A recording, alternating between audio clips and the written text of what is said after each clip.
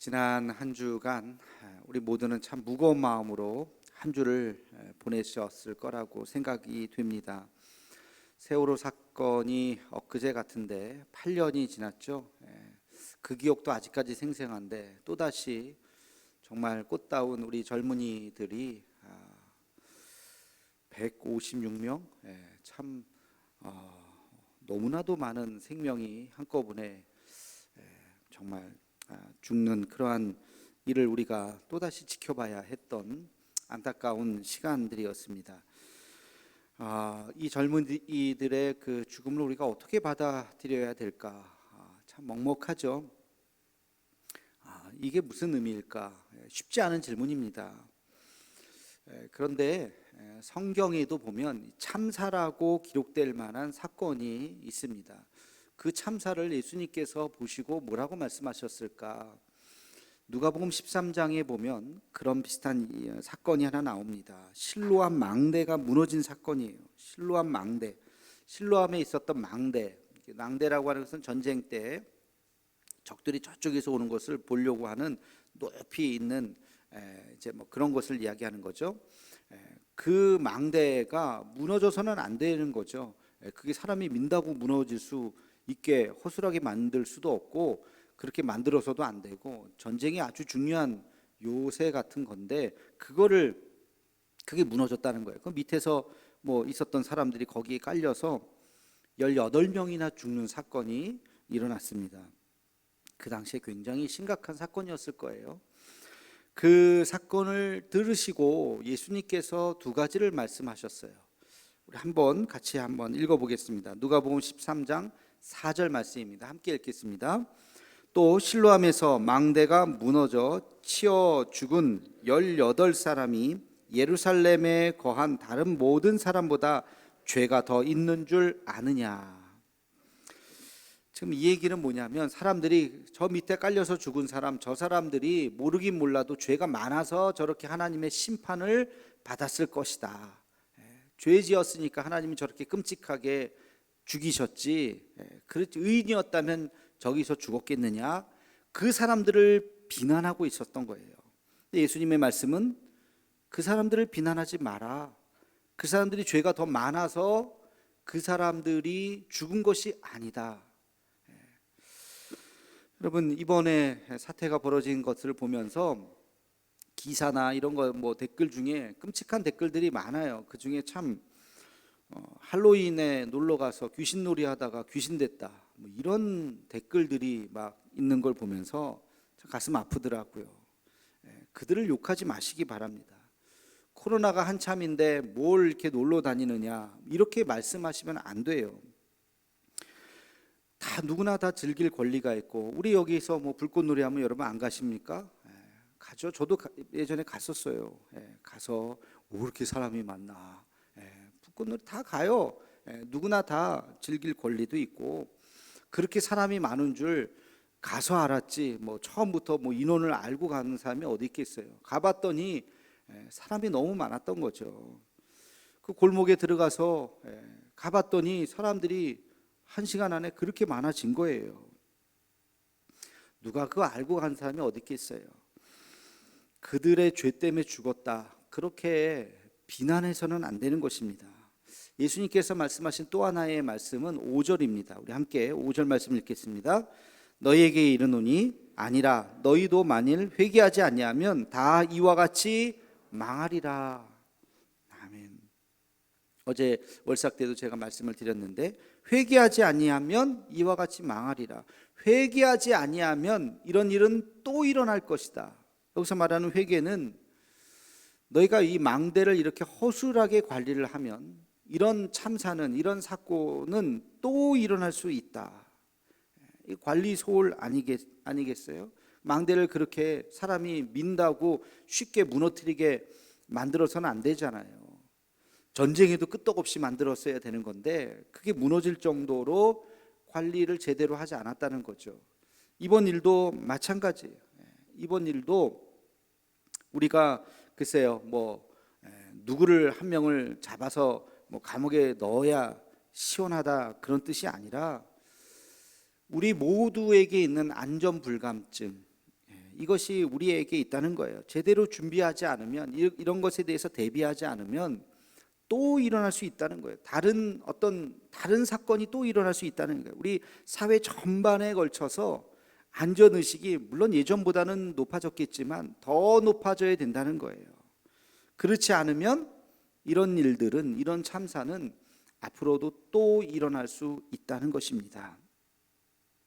그래서 저는 이 일을 언론 보도도 보고 쭉 보면서 안전의식이 참 중요하다는 생각을 하면서 더 중요한 생각을 하게 되었어요. 더 중요한 생각이 뭐냐? 안전의식이 아무리 높은들 앞으로 영원히 이런 참사가 대한민국 어디에서 안 일어날까요? 미안하지만 어디선가 또 어떠한 참사가 또 일어날 수도 있어요. 어떤 일이 한다고 하겠지만, 그러니까 우리가 안전을 대비하는 것 중요하지만 더 중요한 것은 죽음을 대비하는 거예요. 우리의 사후를 대비하는 것입니다. 그 장례를 많이 지금 치르고 있는 그 아이들을 이렇게 보면서 목사로서 드는 생각은, 그 눈물 짓는 그 부모를 무엇으로 위로할 수 있을까? 그 젊은 청춘들을 무엇으로 보상할 수 있을까? 천국에 대한 소망이 없다면 그 어떤 말로도 위로가 될 수 없는 거예요. 그 어떠한 말로도 그 마음을 위로해 줄 수 없는 것이죠. 그 젊은이들, 20대 젊은이들 보십시오. 10대의 그 입시 지옥을 겨우 빠져나와서 이제 뭐 대학을 갔든지 직장을 다니든지 이제 자기 생활을 시작했던 그 20대들이 대부분이잖아요. 그 아이들이 죽은 거예요. 그 아이들의 인생을 어떻게 보상해 줄 수 있으며 그 부모님들의 심정을 무엇으로 위로해 줄 수 있을까? 기사에서 어느 부모가 이런 말을 했다 그러더라고요. 칼로 수백 번 내 가슴을 찌르는 것 같은 고통이 있다. 표현이 부족해서 그렇지 아마 더 큰 아픔이 있을 거예요. 근데 복음이 필요한 이유가 바로 이 지점이구나. 우리가 죽음을 어떻게 막겠습니까? 앞으로도 그런 참사가 일어난 것을 우리가 어떻게 막겠습니까? 그러나 우리가 할 수 있는 것은 이 세상이 끝이 아닌 것을 알려주고, 이 세상은 그렇게 비참할 수 있지만 하늘나라가 있다고 하는 것을, 천국이 있다고 하는 것을 우리는 그들에게 알려야 되는 것입니다.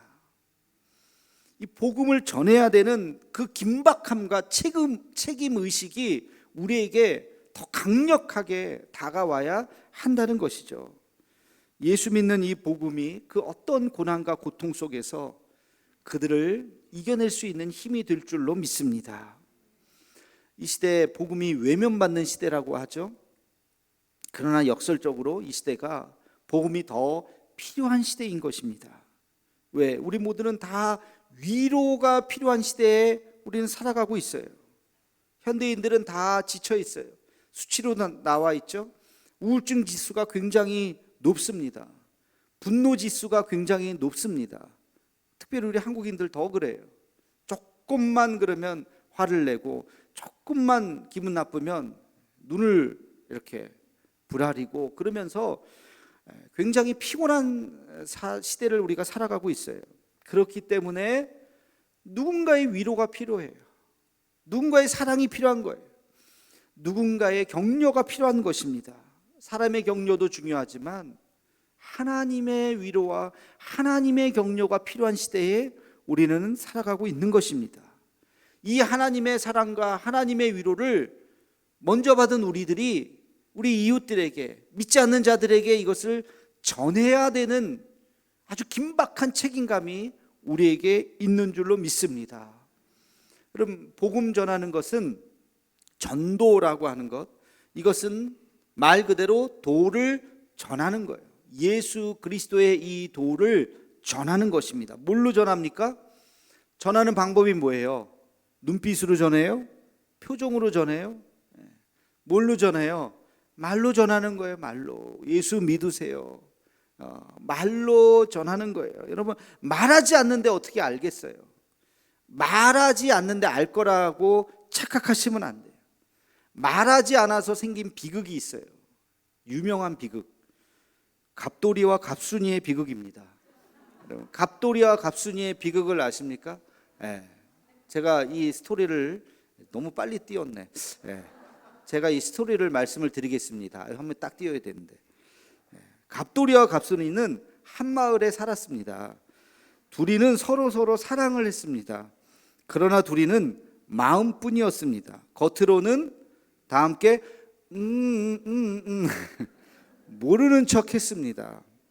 그 다음 어떻게 됐느냐, 그러다가 갑순이는 시집을 갔습니다. 시집간 첫날 밤에 한없이 울었더랬습니다. 갑순이 마음은 갑돌이 뿐이었습니다. 겉으로는 안 그런 척 했습니다. 결론이 어떻게 됐느냐, 갑돌이도 화가 나서 장가를 갔습니다. 장가 간 날 첫날 밤에 달 보고 울었답니다. 갑돌이 마음은 갑순이 뿐이었습니다. 겉으로는 고까지껏 했더랍니다. 예, 참 비극이죠. 말만 하면 되는데, 나 당신하고 결혼하고 싶어, 우리 같이 살자, 그랬으면 그래 하면서 행복한 삶을 살 수 있었을 텐데 말을 안 해서, 마음뿐이어서 그 마음을 어떻게 아냐고요. 참 비극적인 슬픈 이야기예요. 복음을 전해야 돼요. 복음을 내 입술로 복음을 전해야 돼요. 여러분이 교회 가는 거 백날 봐도 제가 뭐 종교생활 하나보다, 교회에서 뭐 맛있는 거 주나보다 그렇게 생각하지, 우리가 정말 교회를 가는 우리의 깊은 진심을 내가 말하지 않으면 몰라요. 착각하게 됩니다. 그러면 우리가 무엇을 전해야 될까? 어떤 말을 해야 될까? 세 가지 중에 하나를 선택하세요. 제가 세 가지를 말씀을 드릴 테니까 뭘 내 이웃에게, 내 사랑하는 가족에게 무엇을 전할 것인가, 세 가지 중에 하나를 선택하세요. 첫 번째는 예수님의 복음을 직접적으로 전해야 돼요. 복음의 정수를 전해야 되는 것입니다. 자, 복음의 정수는 뭐예요? 첫 번째, 내가 죄인이라고 하는 것. 여러분 인정하시죠? 대부분 인정할 거예요. 인간은 죄인이라고 하는 것. 그래서 죄의 결과로 나는 죽을 수밖에 없다는 것. 그 다음 얘기가 뭐예요? 거기서 끝나면 안 되잖아요. 그 다음에 하나님이 우리를 불쌍히 여기셨다고 하는 것. 죽을 수밖에 없는 죄인 우리를 불쌍히 여기셔서, 우리를 사랑하셔서 하나님의 아들 독생자 예수 그리스도를 우리의 죄를 대신하기 위해서 보내주셨다는 거예요. 그 예수님이 이 땅에 오셔서 어떻게 하셨어요? 십자가에 달려 죽으셨어요. 우리의 모든 죄를 담당하시고 대신 죽으셨어요. 죄인인 우리가 죽어야 하는데 예수님이 대신 십자가에 달려 죽으셨다고요. 그리고 그 예수님을 믿는 자마다, 영접하는 자마다, 우리의 죄를 예수님에게 담당시키는 자마다 무엇을 받습니까? 구원을 받는 거예요. 영생을 받는 거예요. 이것이 복음의 핵심인 것이죠. 할렐루야. 이거를 전하는 거예요. 이 복음을 전하는 거예요. 이것을 믿든지 안 믿든지 그 복음, 이것이 우리가 믿는 복음의 핵심이다 하는 것을 잘 설명해 주셔야 되는 거예요. 이게 첫 번째. 이게 너무 어려운 것 같으면 두 번째를 선택하시면 돼요. 두 번째는 교회를 자랑하는 거예요. 교회를 자랑하는 거. 여러분 교회가 좋으십니까? 아멘 소리가 별로. 교회가 좋으십니까? 교회가 너무 또 강요하나? 교회가 좋죠. 저는 어렸을 때 교회가 너무 좋아서 목사가 된 것 같아요. 교회 나오는 게 너무 좋더라고요. 학교 가는 건 싫은데 교회 가는 게 좋더라고요. 그래서 하여튼 뭐 교회에 대해서 좋아하는 감정이 사람마다 조금씩 다르겠지만 교회를 자랑하는 거예요. 우리 교회 너무 좋다. 우리 교우들 너무 좋다. 목사님도 좋고 예배도 좋고 카페도 좋고 커피도 맛있고 우리 그냥 하여튼간에 있는 거 없는 거 이번에 의자도 바꿨다. 그러면서 우리 남부시장에 지난주에 우리 쓰레기 봉투도 쫙 더 나눠주고 우리 교회 이렇게 좋은 일 많이 한다. 하여튼 생각나는 대로 붕어빵도 맛있다. 뭐 그러면서 우리 교회를 자랑하는 것도 어떤 사람에게는 그게 뭐 아무것도 아닐 수 있겠지만 내가 신앙생활 해야 될 텐데, 교회를 한번 다녀야 될 텐데, 우리 부모님의 유언이었는데 기회가 없었는데 어디 한번 다닐 데가 없나, 이렇게 생각하는 사람이 있을까요, 없을까요? 있어요. 그런 분들에게 교회 자랑을 딱 하면, 그래 내가 그렇지 않아도 교회 다니려고 마음 먹고 있었는데 같이 가자, 이렇게 되는 거예요. 그러니까 교회만 자랑해도 전도될 수 있어요. 이게 두 번째예요. 세 번째는 여러분이 교회를 나오는 이유에 대해서 이야기하는 거예요. 제일 쉬울 수도 있고 제일 어려울 수도 있어요. 여러분 교회 왜 나오시나요? 여러분이 하나님 믿는 이유가 뭔가요? 갑자기 질문하니까 내가 진짜 교회를 왜 나오고 있지? 여러분이 교회에 나오시는 이유, 여러분의 하나님은 어떤 분이세요? 나의 간증을 하는 거예요. 나의 간증은 논리가 필요 없어요. 이렇게 설득이 필요 없어요. 그건 내 경험이니까 내 경험을 이야기하시면 돼요. 나는 교회가 너무 좋아. 교회 나오면 내 마음이 너무 평안해. 어떤 분이 그러시더라고요. 교회 나오면 하나님이 나를 딱 안아주시는 것 같대요. 그래서 교회 나오는 게 너무 좋대요. 어떤 분은 교회 나오면 목사님 말씀이 하나님이 나에게 주신 말씀인 것 같다는 거예요. 그래서 용기를 얻는다는 거예요. 내 삶에 문제가 있었는데 고민하고 있을 때 말씀을 통해서 해답을 얻는다는 거예요. 그래서 예배 드리는 게 너무 좋다는 거예요. 자기만의 경험이니까 정답이 어디 있겠어요. 나는 그래서 교회 나온다는 거예요. 제가 교회를 적극적으로 나오게 된 저만의 경험 중에 하나가 뭐냐면, 제가 어느 날 하나님이 있나 없나, 내가 교회를 다니고 있는데 내가 그냥 재밌어서 다니나 진짜 하나님을 믿나 나도 모르고, 나도 헷갈리고, 그러면서 이제 막 한참을 다녔어요. 그러던 찰나에 어느 날 버스를 탔는데 어떤 사람이 내 옆에 이렇게 앉아가지고, 자리도 많았는데 그 사람이 왜 내 옆에 앉았는지 가방에서 성경책을 탁 꺼내더니만 성경책을 열심히 읽는 거예요. 마치 나한테 보여주는 것처럼 내 앞에 앉아갖고 성경책을 이렇게 봤더니 성경책에 빼곡해요. 외우는 건지 읽는 건지 막 열심히 보더니만 한 몇 정거장 안 가서 쑥 내리더라고요. 그리고 이제 이따가 제가 내렸죠. 이게 뭔가, 이게 왜 내 옆에서 그런 일이 있었나. 근데 저는 남들이 볼 때가 아무것도 아니에요. 그런 일도 어떻게 보면 흔한 일일지도 몰라요. 그러나 그때 나는 굉장히 심각하게 다가왔어요. 하나님이 나에게 말씀하시는 것처럼 느껴졌어요. 그것은 제 경험이니까. 그날 이후로 저는 교회에 굉장히 열심히 빠지지 않게 되었어요. 이건 제 경험입니다. 여러분 다 경험이 다를 거예요. 그죠? 그 경험 속에서 우리가 하나님을 만나고, 그리고 오늘도 신앙생활 하는 것입니다. 세 가지 중에 하나를 선택하세요.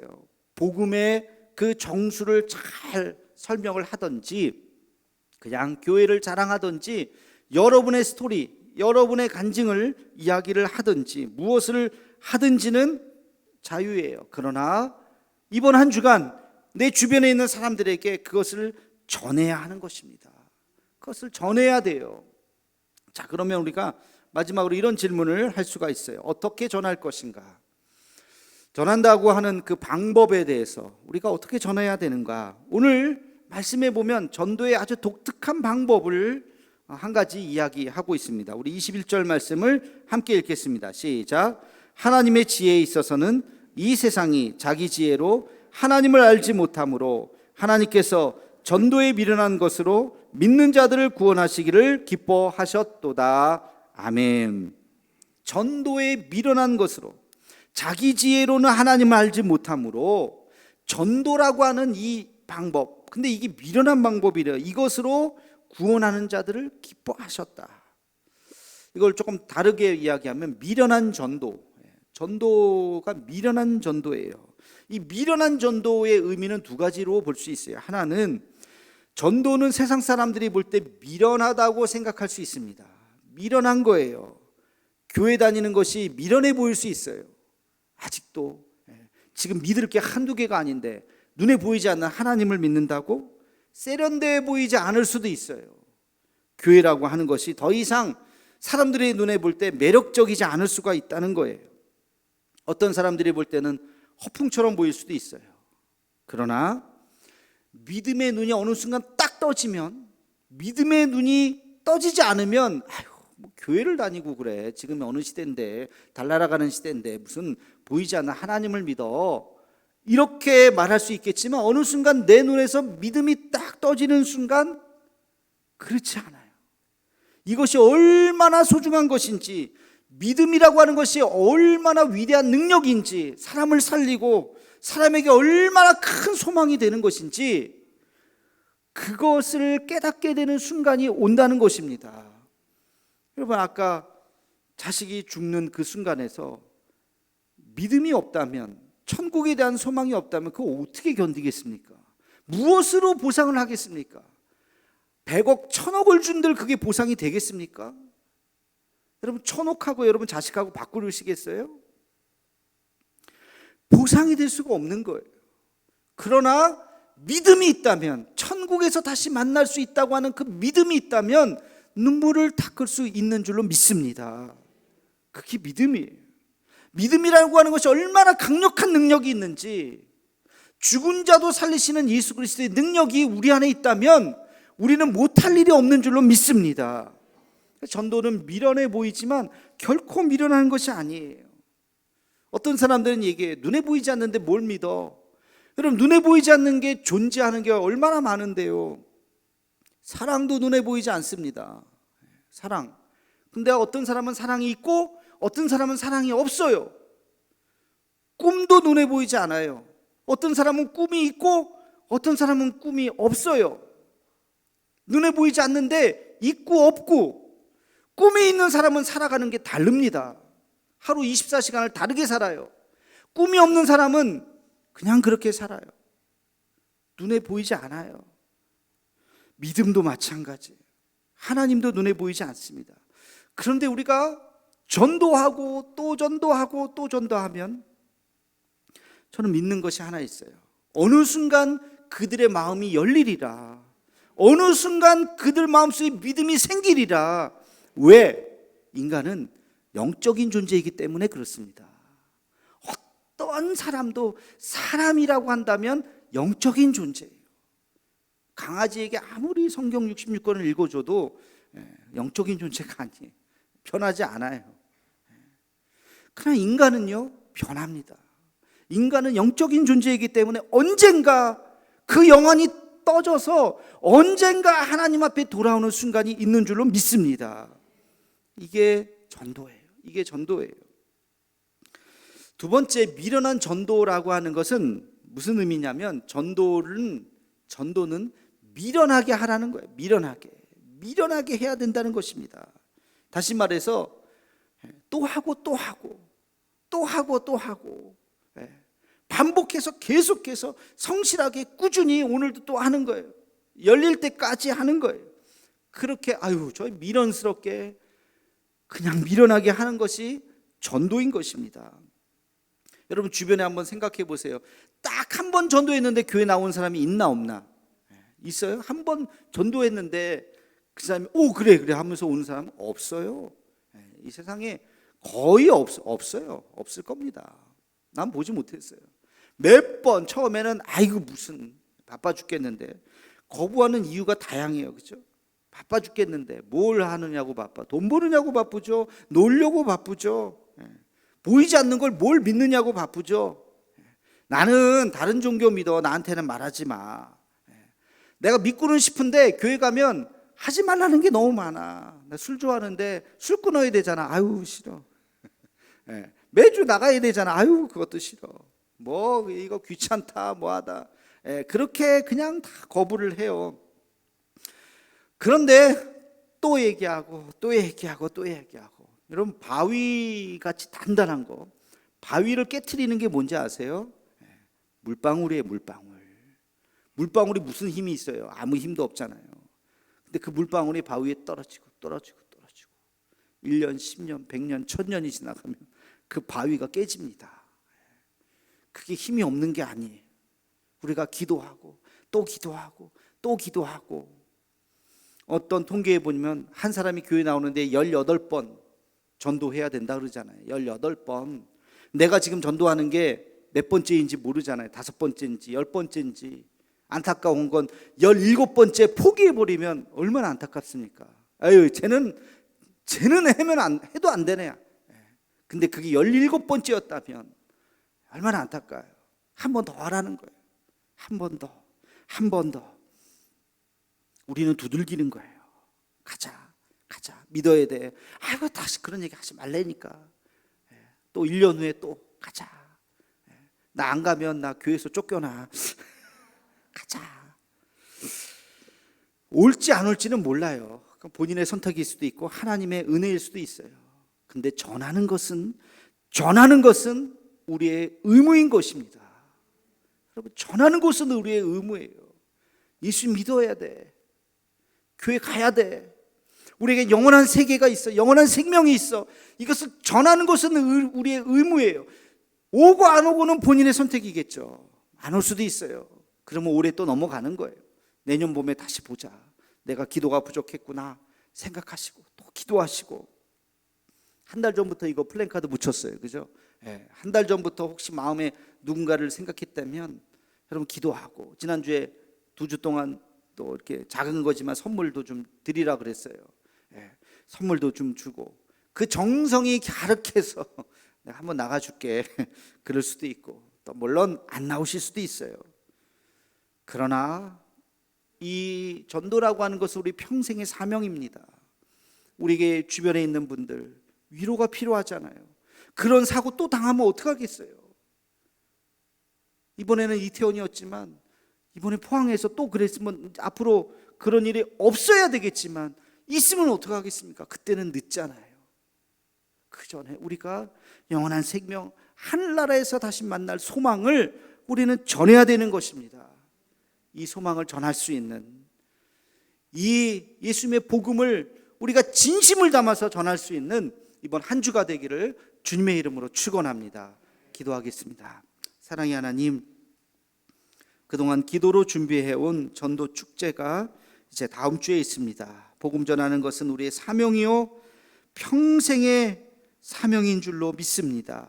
복음은 그렇게 안 되는 것을 되게 하면서 전도의 미련한 것으로 온 세계에 복음이 흘러서 우리에게까지 전해졌습니다. 하나님, 가족을 전도하고 지인을 전도하는 것 쉽지 않겠지만 용기를 내어서 입술을 열어서 그들에게 다가가 예수님을 전하는 이 한 주가 되게 하여 주시옵소서. 그래서 우리 안에 놀라운 간증이 많이 일어나는 그런 역사가 다음 주간에 있게 하여 주시옵소서. 예수님의 이름으로 기도하옵나이다. 아멘.